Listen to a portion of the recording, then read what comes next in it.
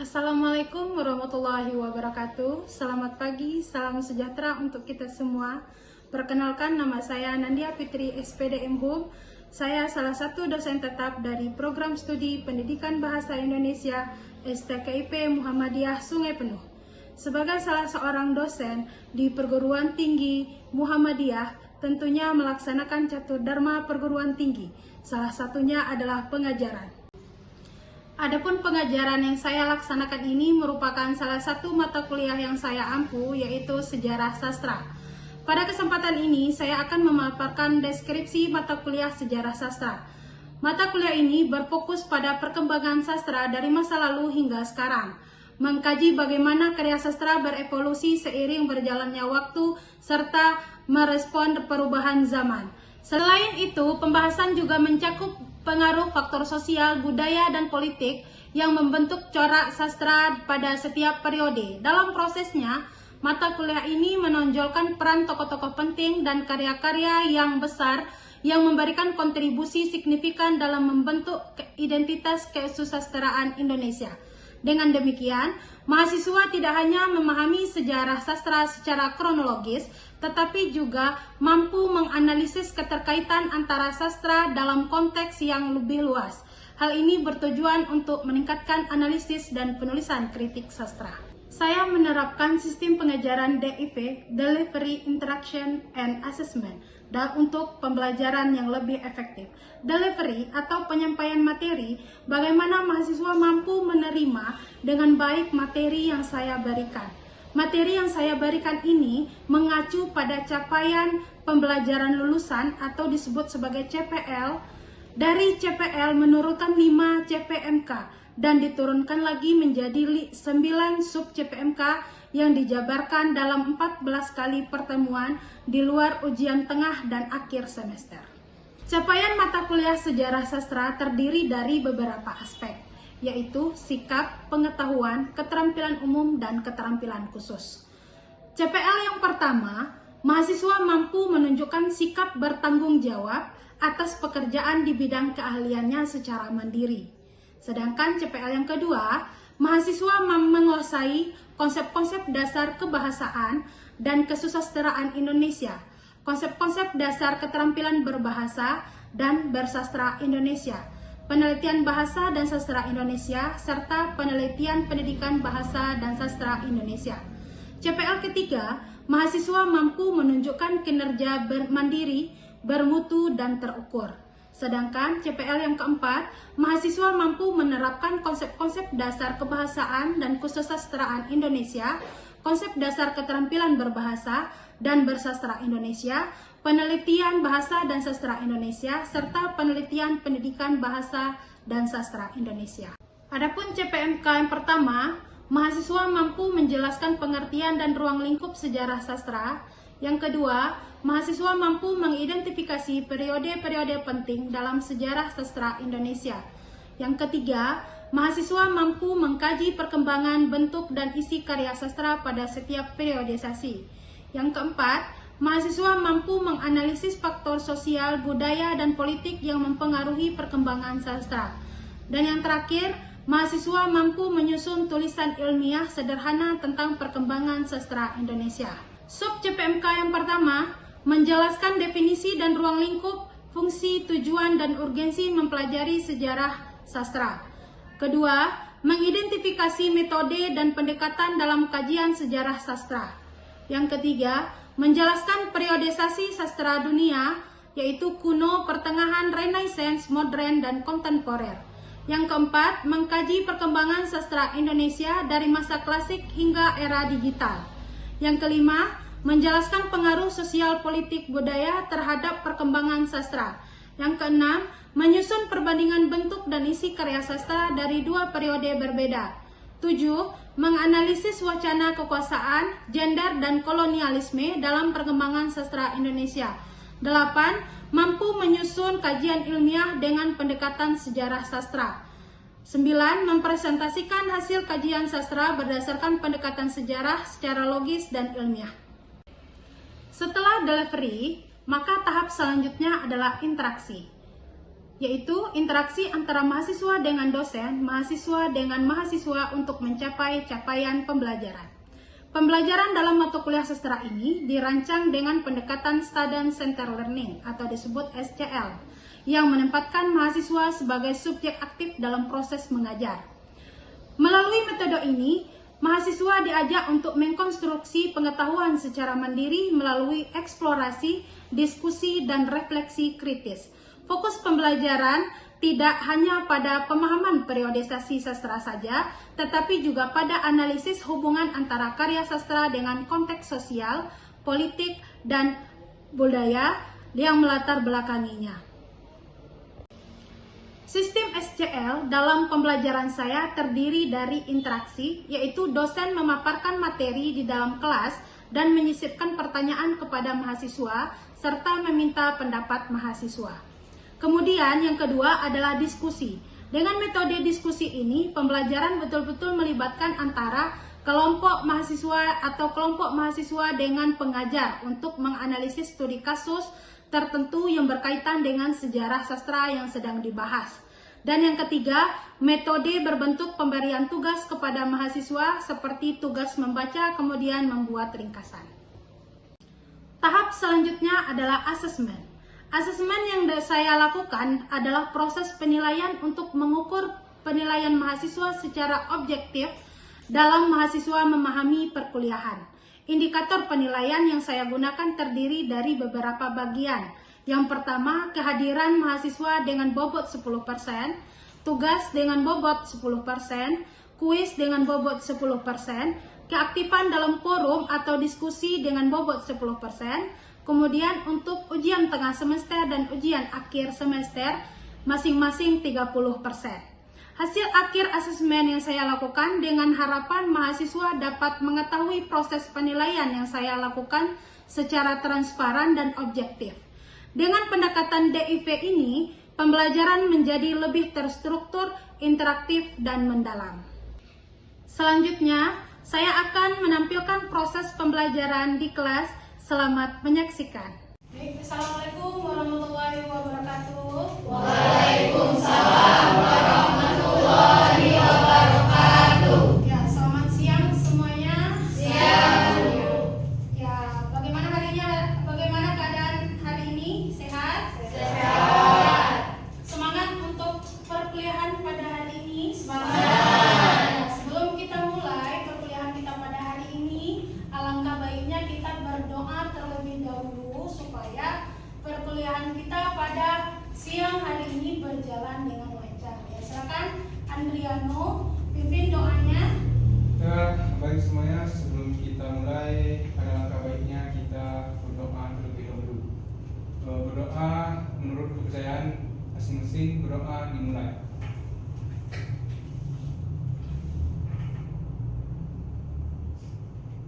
Berdoa selesai. Ya, terima kasih kepada Andriano. Nah, sebelum kita mulai perkuliahan, kita cek kehadiran dulu ya. Aziza, Lira, Roza, Ibu, Airin, tidak hadir. Sisi, Rara, Anissa, Muhammad Andrian, Andriano, Selfie, Eda, ya. Nah, jadi pertemuan kita pada hari ini itu adalah menyambung materi sebelumnya, ya. Nah, jadi materi kita pada hari ini yaitu tentang sastra dalam konteks sosial, politik, dan budaya. Ya, karena ini ada dua pertanyaan. Yang pertama, pernahkah saudara membaca karya sastra yang menggambarkan kondisi politik atau budaya di Indonesia? Ada? Siapa yang bisa menjawab? Ya, silakan. Pernah Bu. Saya pernah membaca karya sastra novel yang berjudul Bumi Manusia, ciptaan dari Pramudia Anantarto. Karya sastra ini bertemakan kolonialisme, kebangkitan, ketimpangan sosial. menceritakan kehidupan masyarakat Indonesia di bawah penjajahan Belanda. Tokoh utamanya adalah Menke, simbol kebangkitan kesadaran nasional dan perjuangan melawan penindasan kolonial. Karya sastra ini berlatarkan awal abad ke-20, Hindia Belanda. Novel ini menggambarkan perjuangan seorang pribumi bernama Menke dalam menghadapi ketidakadilan sosial, rasial, dan kolonial di Hindia Belanda pada awal abad ke-20. Ya, terima kasih Andrian. Ya, pertanyaan kedua, mengapa sastra sering dianggap mencerminkan zaman? Ada yang bisa menjawab? Ya, silakan Viva.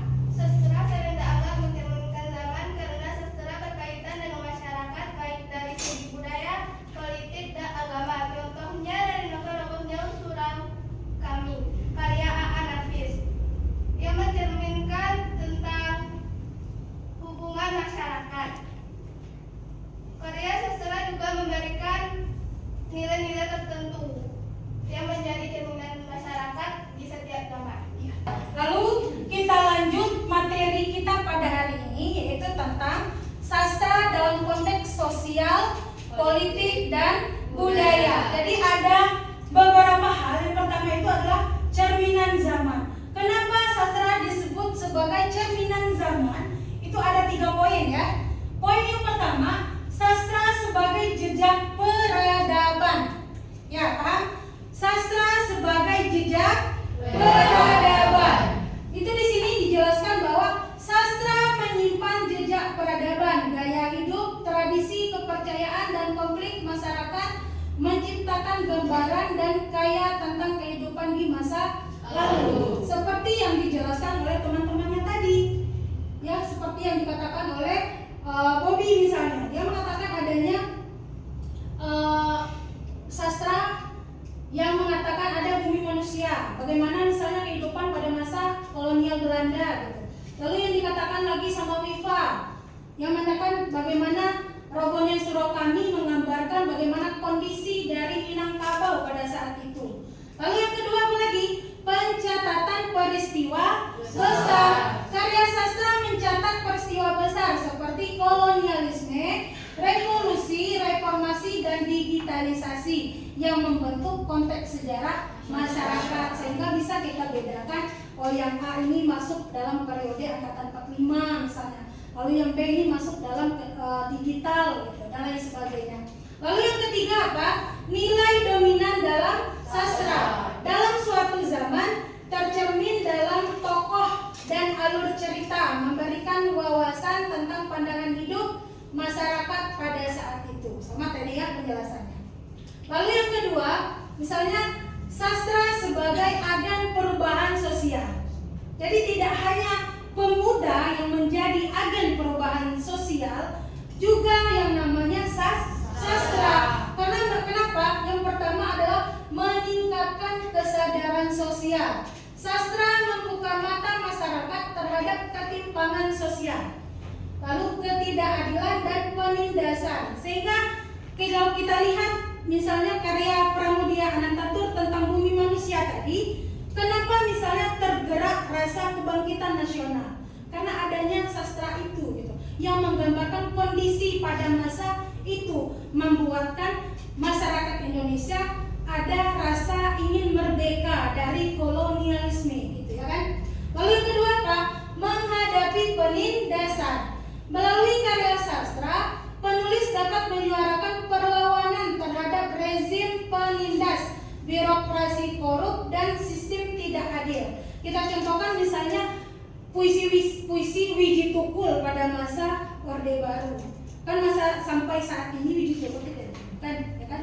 Seperti juga misalnya tokoh Munir misalnya, itu adalah tokoh HAM, yang mana Munir itu berusaha ingin membela hak asasi manusia di Indonesia pada masa Orde Baru, tetapi karena adanya penindasan itu tadi, itu tidak bisa terlaksana.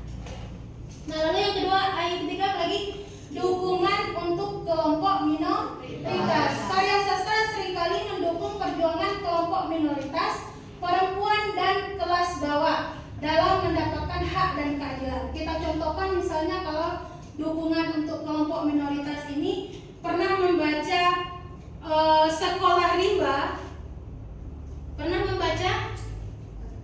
Pernah? Belum pernah ya? Nanti dibaca ya tentang sekolah riba itu adalah adanya perjuangan kelompok minoritas. Bagaimana misalnya suku anak dalam ya, mereka tidak ada pendidikan di sana lalu diperjuangkan supaya ada sekolah suku anak dalam. Nah, sekarang sudah ada sekolahnya. Nah, itu digambarkan dalam novel Sekolah Rimba. Nah, itu termasuk dalam karya sastra. Itu disebut sebagai sastra sebagai agen perubahan sosial. Jadi tidak hanya pemuda yang menjadi perubahan sosial. Nah, lalu ini dia pengaruh karya sastra yang menggugah masyarakat. Nah, ini ada beberapa tadi sudah disebutkan oleh temannya. Lalu bercerita misalnya membangkitkan kesadaran sosial tentang isu-isu lingkungan dan kemanusiaan. Lalu puisi Wiji Tukul memberikan kritik terhadap kekuasaan dan ketidakadilan sosial melalui lirik yang tajam misalnya. Lalu ada novel Saman oleh Ayu Utami memperjuangkan identitas dan kebebasan individu dalam konteks budaya dan sosial. Lalu ada, saya tambahkan di sini ada Max Havelaar oleh Multa Tuli menginspirasi gerakan sosial anti kolonial yang berjuang untuk keadilan. Jadi semenjak adanya karya sastra ini, maka gerakan-gerakan sosial itu banyak karena dipengaruhi tadi. Karena adanya berarti kalau novel ini sudah atau karya sastra ini sudah ada, berarti ini menggambarkan bahwa salah satu di wilayah tertentu sudah mengalami hal tersebut. Ayo kita sama-sama misalnya. Jadi dengan adanya novel ini, maka terciptalah gerakan anti kolonialisme. Makanya pada masa sekarang ini sangat sedikit kalau kita lihat yang namanya kolonial, karena memang sudah ada gerakan-gerakan anti kolonialisme. Paham sampai di sini? Ada pertanyaan kira-kira? Tidak ya, Rangga? Ya. Jadi di sini ada kelompok mahasiswa. Jadi kita di sini di kelas ini akan dibagi dalam 3 kelompok. Ya, dalam 3 kelompok. Kita lihat kelompok pertama itu membahas tentang puisi W.S. Rendra, Gugur Bunga. Ya, anggota kelompoknya Nabila Mutmainah, ingat ya anggota kelompoknya Nabila, Pika, Anissa, Wifa, Rara, Yuska, dan Bintang. Dia menganalisis puisi dengan pendekatan yang mendalam. Yang kedua itu novel Saman. Kelompok ini beranggotakan Andriano, Windy, Eda, Lira, Sisi, dan Muhammad Andrian. Membahas tentang analisis tema dan karakter dalam novel Saman ini. Lalu yang ketiga, cerpen Robohnya Surau Kami. Anggota kelompoknya terdiri dari Roza, Aziza, Bobby, Selfie, Airin, dan Neca. Mereka membahas makna dan pesan dalam cerpen tersebut. Nah, jadi di sini setiap kelompok nanti sudah Ibu tugaskan pada minggu lalu membawakan kertas karton. Nah, nanti hasil diskusinya dituliskan di dalam kertas karton. Nanti akan kita tampilkan di depan seperti pameran galeri.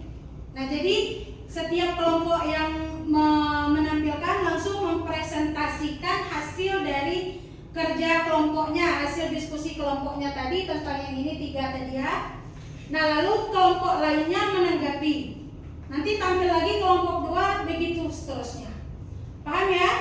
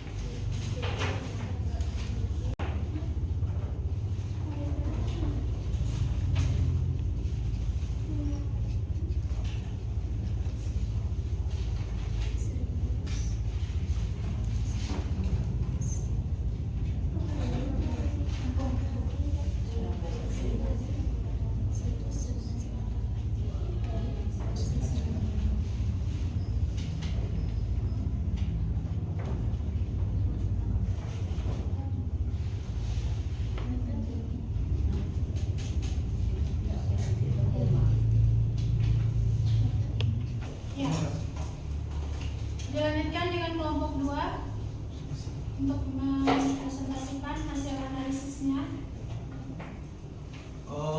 Baiklah, sebelumnya Assalamualaikum warahmatullahi wabarakatuh. Waalaikumsalam warahmatullahi wabarakatuh. Terima kasih kepada dosen pengampu Ibu Nendia Fitri, SPD MHUM, atas kesempatannya saya mempresentasikan tentang analisis kami. Di sini kami menganalisis tema dan karakter dalam novel Saman karya Ayu Utami. Untuk yang pertama, pendahuluan. Novel Saman merupakan karya sastra kontemporer Indonesia yang terbit pada tahun 1998. Novel ini menandai kelahiran sastra perempuan modern Indonesia yang berani dan terbuka terutama dalam membicarakan kebebasan individu. Yang kedua, tema dalam novel Saman. Pertama, kebebasan dan seksualitas perempuan. Yang kedua, perlawanan terhadap rezim otoritas. Yang ketiga, identitas dan transformasi. Yang empat, persahabatan dan solidaritas perempuan. Tiga, karakter dalam novel Saman. Yang pertama, Saman atau Wisanggeni adalah mantan pastor yang menjadi aktivis pembela petani. Yang kedua adalah Laila, insinyur modern yang pernah mencintai Saman. Yang ketiga adalah Yasmin, pengacara sukses, menikah tapi berselingkuh dengan Saman. Yang keempat, Sakuntala, penari bebas dan spiritual. Yang kelima, Cok atau Cok Sawitri, sahabat Laila dari Bali. Kesimpulannya adalah Saman adalah novel yang kaya akan makna dan simbol sosial. Ia menantang wacana dominan tentang perempuan, tubuh, kekuasaan, dan agama. Lewat tokoh-tokoh yang kompleks dan penceritaan yang tidak linear, Ayu Utami menyampaikan bahwa sastra bisa menjadi ruang perlawanan, pencarian identitas, dan pembebasan. Karakter-karakter dalam Saman tidak hanya mewakili individu, tetapi mewakili zaman dan pergolakannya. Baiklah, itu saja presentasi dari kelompok kami. Jika ada salah dan kurang, saya mohon maaf. Saya tutup dengan Assalamualaikum warahmatullahi wabarakatuh. Waalaikumsalam warahmatullahi wabarakatuh. Ya, silakan kelompok yang ingin menanggapi dari hasil analisis kelompok 2. Silakan. Ya, silakan Bintang.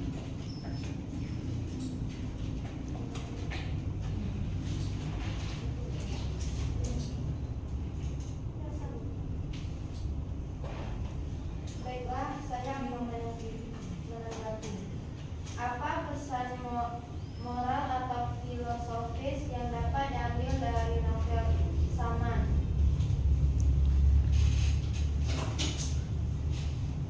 Baik, saya akan menjawab pertanyaan dari Bintang. Apa pesan moral atau filosofis yang dapat diambil dari novel Saman? Novel Saman menyampaikan pesan bahwa kebebasan, keadilan, dan kejujuran adalah nilai moral tertinggi yang harus diperjuangkan, bahkan jika itu berarti menentang sistem sosial, agama, dan politik. Secara filosofis, Saman mengajak pembaca untuk mempertanyakan ulang makna moralitas manusia dalam dunia yang kompleks dan tidak selalu adil. Terima kasih. Nah, tadi beberapa kelompok, 3 kelompok sudah menyelesaikan ya semua tugas analisis sastra yang sudah Ibu tugaskan dan dibagikan per kelompok. Sudah ada pertanyaan lagi terkait dengan materi sastra dalam konteks sosial, budaya, dan politik? Tidak. Tidak, jelas ya semuanya? Jelas. Oke, kalau jelas maka kita akan menyimpulkan perkuliahan kita pada hari ini untuk melihat apakah memang saudara sudah mengerti semua terkait dengan materi pada hari ini. Siapa yang ingin menyimpulkan perkuliahan pada hari ini? Silakan Andriano. Ya, baik. Kesimpulan sastra dalam konteks sosial budaya dan politik. Sastra tidak hanya sebatas karya imajinatif, tetapi juga merupakan potret dan referensi dari realitas sosial, budaya, dan politik yang tengah terjadi. Melalui sastra, Pengarang dapat menyampaikan masalah, gagasan atau keselarasan masyarakat sehingga turut memberikan gambaran lebih luas mengenai kondisi zamannya. Dengan memahami sebuah karya sastra, kita juga dapat lebih peka terhadap hubungan manusia, kekuasaan ilahi dan norma yang hidup di tengah masyarakat. Ya, ada lagi yang mau menambahkan kesimpulannya? Silakan Anissa. Baik, saya akan menambahkan, sastra adalah medium yang dinamis dan kritis, berperan sebagai jembatan antara ekspresi individu dan kondisi kolektif. Ia hidup dan berkembang dalam dialektik dengan realitas sosial, politik, dan budaya di sekitarnya. Ya, benar sekali. Tepuk tangan untuk ketiga teman. Dilihat dari kesimpulan yang dipaparkan oleh teman-teman saudara tadi, memperlihatkan bahwa materi pada hari ini sudah dikuasai dengan baik, gitu ya. Nah, jadi untuk ini saya berikan pertanyaan, apa manfaat membaca karya sastra dengan memahami konteks zaman? Ada yang bisa menjawab? Ya, silakan Rosa. Membaca karya sastra dengan memahami konteks zaman dapat memberikan beberapa manfaat. Pertama, pemahaman yang lebih mendalam, yaitu dengan memahami konteks zaman, pembaca dapat memahami makna dan pesan yang ingin disampaikan oleh penulis dengan lebih baik. Yang kedua, koneksi dengan kehidupan nyata. Yang ketiga, peningkatan empati. Yang keempat, pengembangan kritis. Yang kelima, penghargaan terhadap sejarah, penambahan kemampuan intelektif, dan penggayaan pengalaman.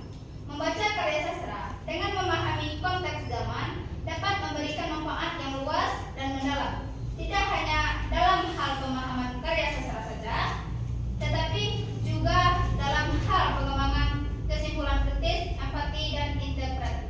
Ya, jadi ketika kita membaca sastra, itu kita tidak hanya membaca saja, tetapi membaca konteks zaman. Jadi ketika kita membaca sastra, kita tahu, oh ini berasal dari zaman mana, dari era apa. Ya, paham ya? Jadi di sini bisa kita lihat bahwa sastra dalam konteks sosial, budaya, dan politik itu ada 3 hal yang perlu kita ambil di sini.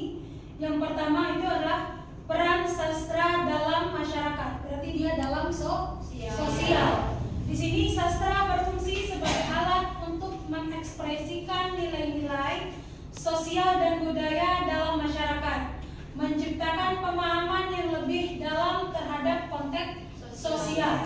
Lalu yang kedua, sastra dan politik. Melalui karya sastra, penulis seringkali memberikan kritik terhadap sistem politik, mendorong perubahan dan kesadaran sosial dalam masyarakat. Dan yang ketiga itu adalah pengaruh budayanya. Budaya yang melatar belakangi suatu karya sastra mempengaruhi tema dan gaya penulisan, menciptakan karya yang mencerminkan identitas budaya tersebut. Jadi bisa kita simpulkan bahwa setiap daerah itu memiliki yang namanya sastra. Setiap zaman memiliki sastra. Setiap kejadian politik itu bisa dimasukkan ke dalam sastra. Nah, mungkin itu saja perkuliahan kita pada hari ini. Terima kasih atas partisipasinya. Untuk minggu depan ini adalah tugasnya tetap pada pembahasan sastra dalam konteks sosial, budaya, dan politik, tetapi ini lebih dibuatkan di dalam bentuk makalah supaya nanti bisa kita ketahui secara bersama. Nah, mungkin itu saja untuk perkuliahan kita selanjutnya. Lihat di RPS pada minggu depan kita akan mempelajari tentang perbandingan bentuk dan isi karya sastra dari 2 periode berbeda. Oke, terima kasih atas partisipasinya. Assalamualaikum warahmatullahi wabarakatuh. Waalaikumsalam.